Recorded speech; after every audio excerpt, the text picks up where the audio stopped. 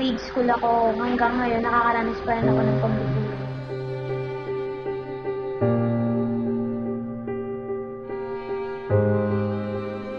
Medyo madedepress ka, o ba't ginagawa kanila kahit wala ka namang ginagawa sa kanila.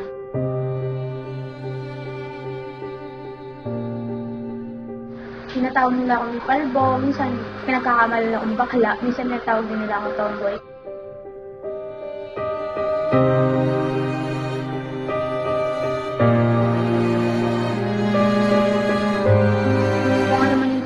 Bahala na sila. Be yourself. Bring your confidence to your life. Kasi yun naman yung mag-shine sa'yo eh. Yung kung sino ka.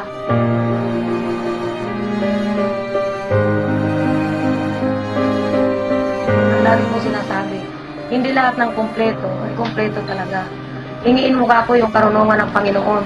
Kasi pag ibinigay ng Lord ang karunungan na nagbubuhat sa Kanya, may intindihan mo kung ano ang layunin mo sa mundong ito.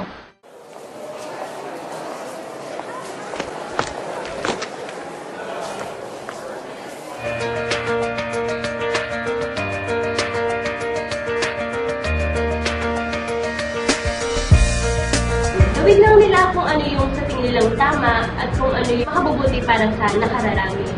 Go lang, enjoy lang nila yung buhay nila.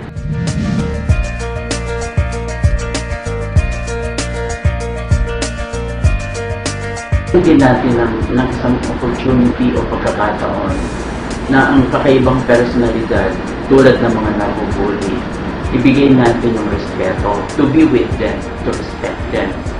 Hindi lang tayo ang tao sa mundo. So, magre-respetuhan tayo, walang mabubuli kung hindi tayo.